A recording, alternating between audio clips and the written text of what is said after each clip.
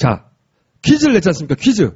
제가 이번에도 굉장히 많은 분들이 답을 보내왔는데 왜 독일은 전자투표를 10년이나 하다가 다시 원시적인 손으로 쓰고 개표하는 방식으로 돌아갔을까요?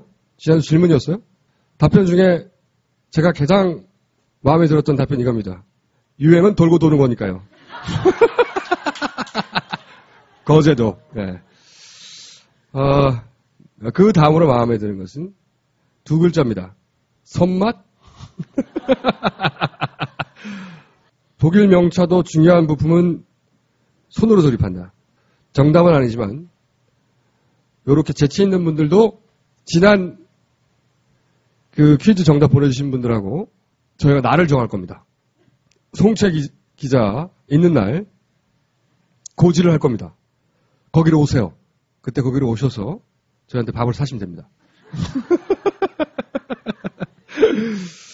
자, 퀴즈 정답.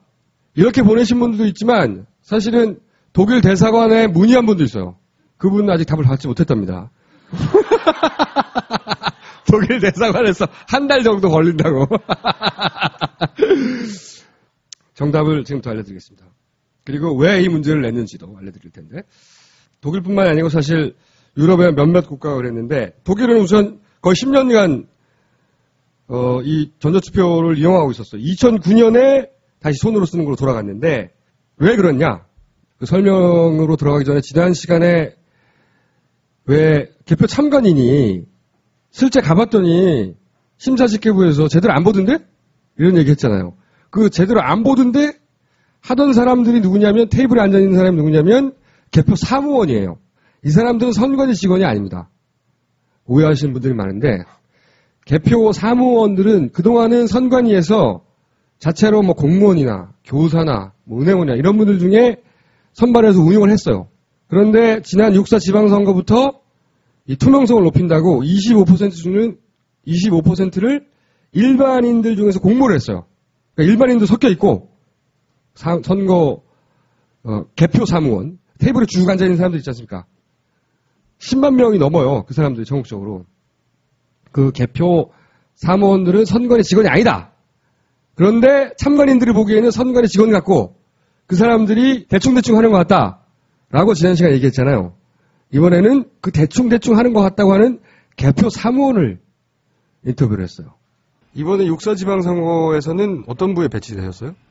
심사집계부에서 했었고요. 이번 6.4 지방선거에 참여했던 구가 어디였습니까? 강남구. 네, 강남구에서 하셨었고. 강남구 개표 사무원. 제대로 심사집계를 하지 않는다라고 네. 지난번에는 이제 개표 참관인, 사무원이 아니라 참관인이 인터뷰를 했었어요.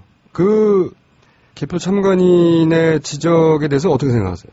동의할 수 있는 부분인 것 같아요. 저희 테이블에서 배수교를만 3개만 했어요. 처음에 이제 그 개표 사무원들도 다 그날 다 처음 만나는 사람들이 모이는 거거든요. 그렇겠죠. 그러니까 네. 서로 모르는 상황에서 일을 개표 그 책임 사무원의 지휘에 따라서 이제 하는 건데. 네. 심야로 시간이 넘어가면서 이제 집중도가 좀 떨어지잖아요, 업무가. 아무래도 그렇겠죠. 그러면은 서로 은연중에 네. 이제 더 빨리 처리할 수 있는 걸로 자꾸 의견들이 모아지는 거예요. 그 개표 사무원들도 일을 하면서. 빨리 끝내고 퇴근하자. 예, 심사집계부 한 테이블에 한 책임 사무원까지 7명밖에 안 되거든요. 그 7명이 그 넘어오는 수십만 장의 그 투표지를 수개표 할 수가 없잖아요. 처음부터 이건 말이 안 되는 상황이었던 거죠. 처음에 막 이렇게 하다가도 뒤로 가면서 이제 다 이제 그냥 고무줄만 풀어서 그냥 개수만 하는 식으로 넘어가는 거죠, 계속. 100장 묶음에 홈표가 있는지 없는지를 검증하는 것은 적어도 본인이 겪기로는 불가능했네요. 네, 맞습니다. 그렇군요. 내 목소리가 너무 작아. 그러면 심사 집계부에 배치되기 전에 선관위에서 와서 표 하나하나 낱장을 다 검표해야 합니다라고 하는 교육은 받지 않았나요? 사업 들어가기 전에요. 그 단상에서 마이크로 네. 그 전체 공지식으로 이제 간단한 교육을 이렇게 진행을 합니다. 그때 혹시 심사집계부에서는 반드시 한 장 한 장을 검표하고 넘어가야 합니다. 이런 고지는 없었습니까? 예. 제가 느끼기에는 심사집계부에서는 책임사무원도 마찬가지고 선관위 관계자들도 그리고 그 각 정당 참관인들도 심사집계부로 와서 제대로 하고 있는지 그걸 확인하고 감독을 다 했어야 된다고 저는 생각을 하거든요. 그리고 선관위 직원들도 계속 수시로 다니면서 보면서 그게 안 될 때는 지적을 하고 해야 된다고 생각을 하는데 네. 그거에 대한 아무런 제재가 없었습니다. 아, 그 상황이 그러면 개표 끝날 때까지 계속됐어요? 예. 제 생각에는 이건 시스템의 문제라고 보여지는 거예요. 그러니까 심사집계부 수검판 쪽으로 모든 초점을 맞춰서 네. 그 개표 프로세스를 설계를 했다면 네. 그렇다면 심사집계부가 가장 많은 스트레스를 받았어야 되거든요. 네. 근데 어떤 그런 제재도 없었고 심지어 이제 한 새벽 4시 넘어가서는 끝에 많은 표가 넘어오니까 네. 덩어리만 세자. 아, 100장을 풀지도 않고 그냥 100장이 몇 개지만 세자? 그럼 마지막에 있는 100장이 안 되는 작은 단위 있잖아요. 네.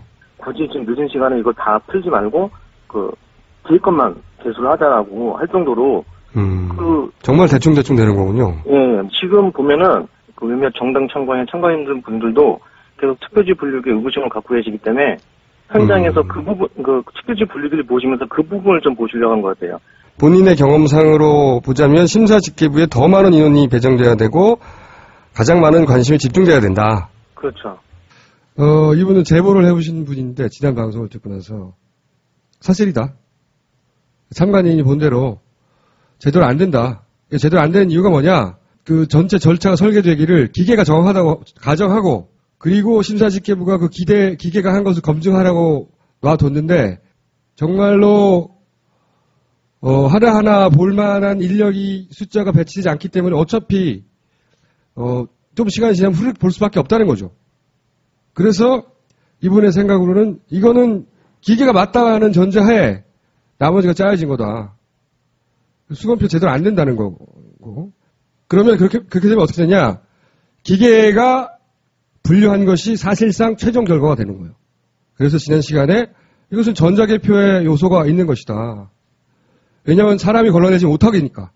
그래서 그 노트북이 중요해지고, 그래서 거기 프로그램이 중요해지는 거고, 그래서 네트워크 카드 얘기를 할 수밖에 없는 거고. 왜냐? 기계가 낸 결과를 우리가 받아들여서 거의 최종으로 가니까.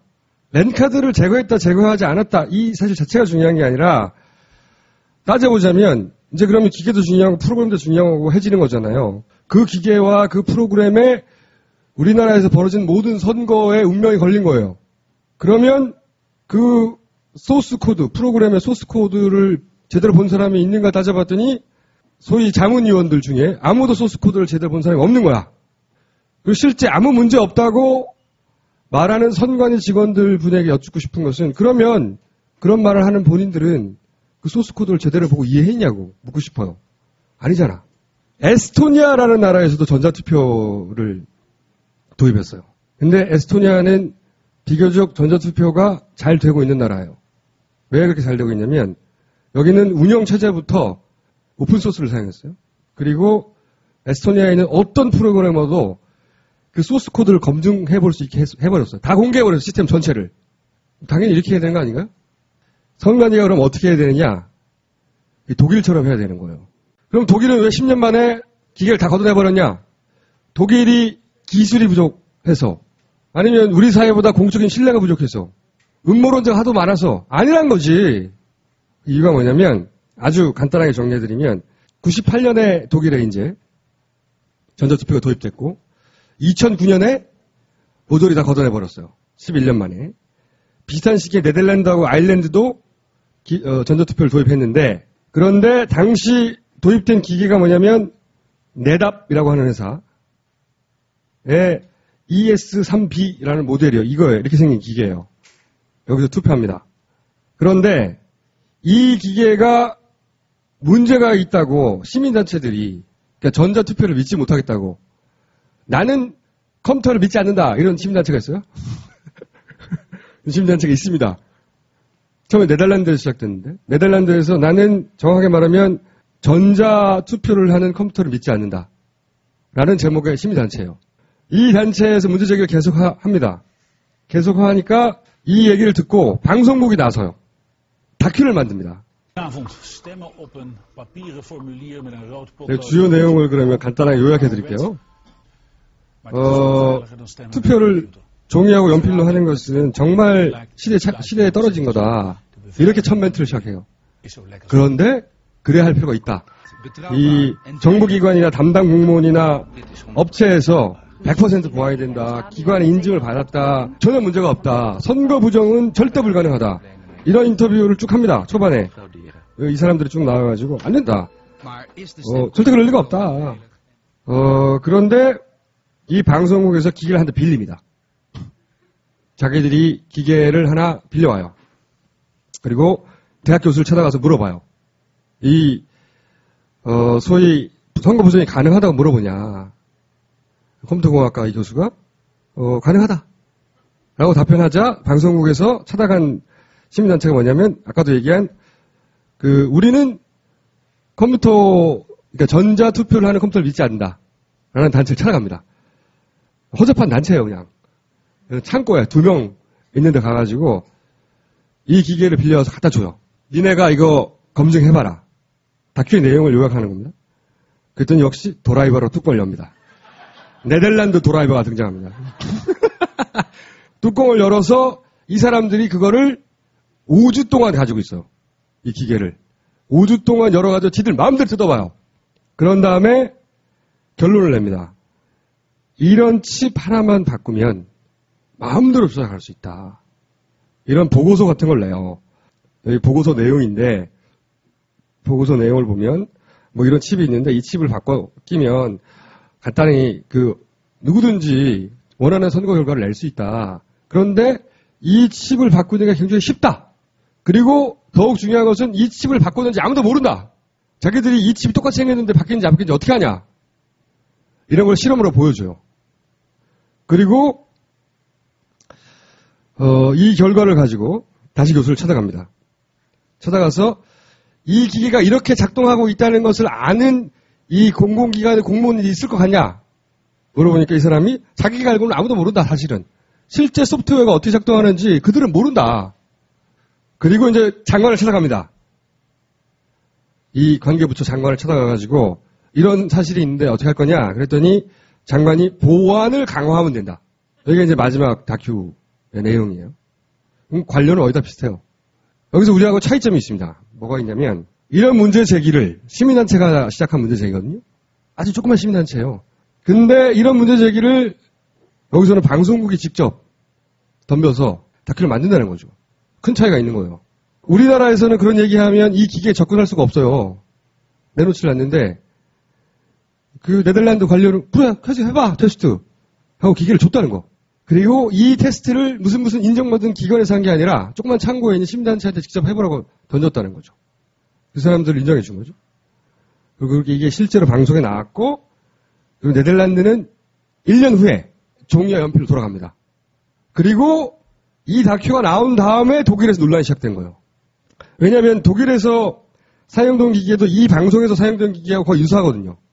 그리고 독일에서는 CCC라고 카오스 컴퓨터 클럽이라고 하는 시민단체가 똑같은 문제 제기를 해요. 비슷한 시기에. 이거 된다니까 해킹?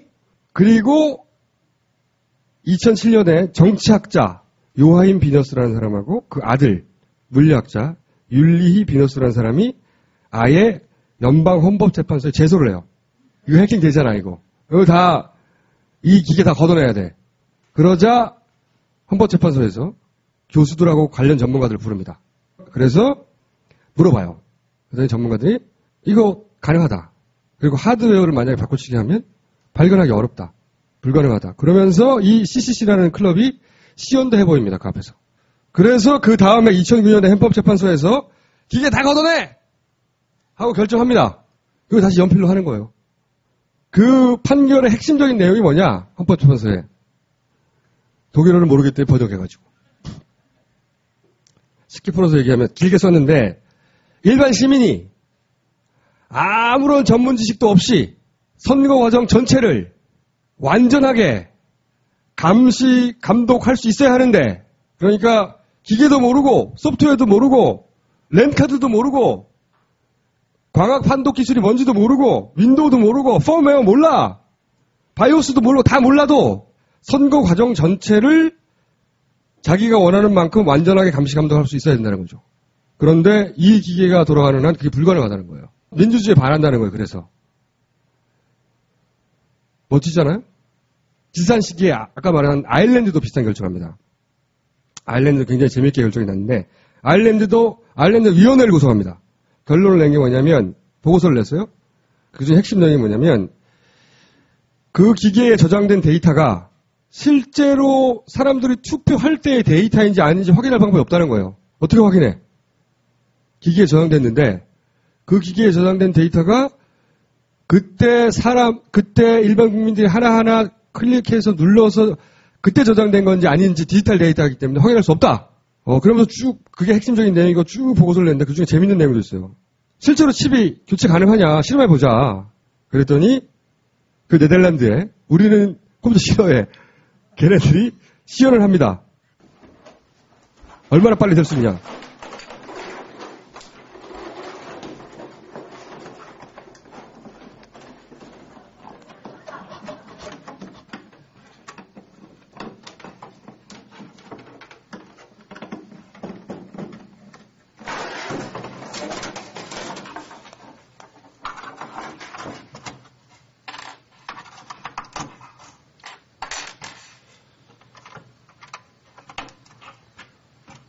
일부러 테이프를 붙인 거예요. 눈에 띄라고.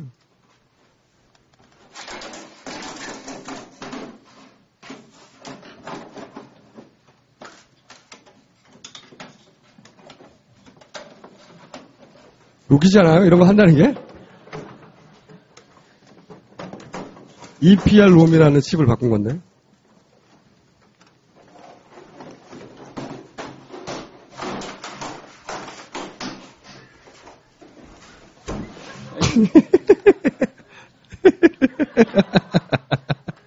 필요한 장비는 이게 다라요지. 그리고 보고서에 그 내용이 있어요. 2분 이내에 다 끝나더라. 이런 걸 국가위원회에서 했어요, 실제로. 그 보고서 내용도 재밌는 것도 있는데, 어떤 내용도 있냐면,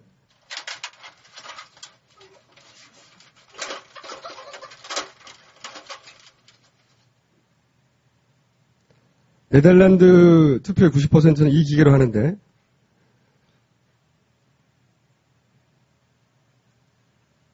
누군가 선택하고 빨간 걸 누르는 거예요. 내가 이 사람 했다고. 간단한데, 근데 이때 삐삐 소리가 난답니다. 누를 때마다 삐삐삐 이렇게 누굴 눌렀다고. 그러면 이 장치로 그 시그널을 분석하면 누굴 찍었는지 알 수 있대요.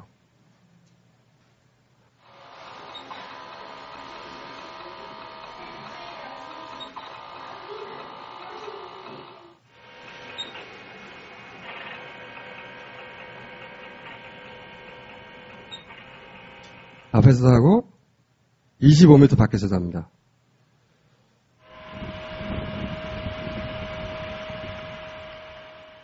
굉장히 유치해 보이는데 이런 실험했어요. 그러니까 이 주장은 뭐냐면 우리는 누굴 눌렀는지 모르는 비밀 투표인 줄 아나. 사실은 다 할 수 있다. 다 분석하고 그리고 이 칩이 바뀌어 있으면 실시간으로 거기에 따라서 숫자를 맞춰갈 수 있다. 이런 주장을 한 거예요. 그리고 그걸 받아들였어. 아일랜드 커뮤니티에서, 위원회에서. 그래서 아일랜드도 다 걷어내버렸어요. 실제로 전자투표에 부정이 발견됐기 때문에 걷어낸 거예요. 사실은 전자투표에서의 부정이 있다 손치라도 발견하기도 어렵죠. 디지털이니까.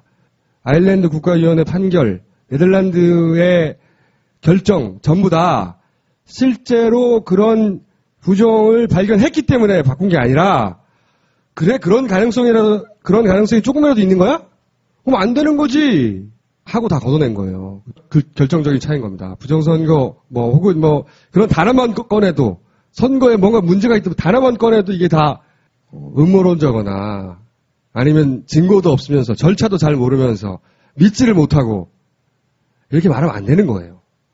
걱정하는 사람들이 있으면, 오히려 거꾸로 기계를 갖다 놓고, 거꾸로 다 분석하고 다 공개하고 해야 되는 겁니다. 그래서 다음 시간은 일본 기계를 한번 들여다보고 우리나라 기계도 이렇게 됐어야 되는 거 아니야?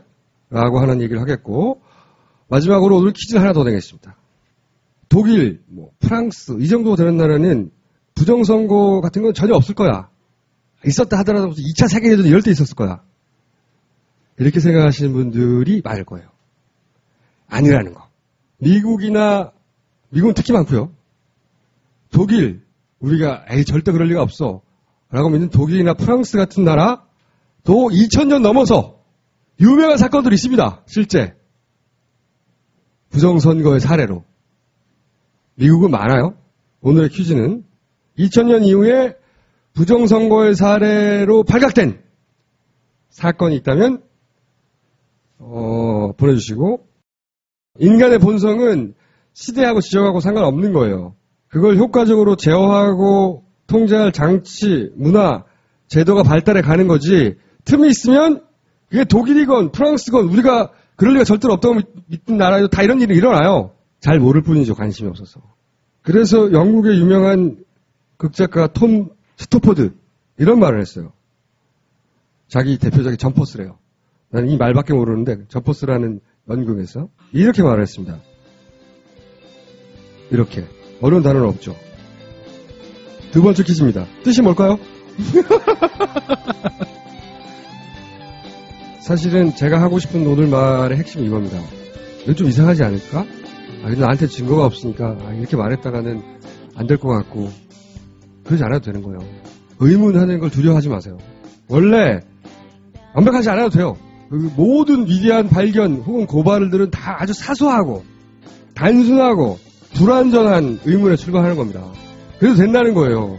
의문하기를 두려워하지 마세요. 오늘은 여기까지 하겠습니다. 네.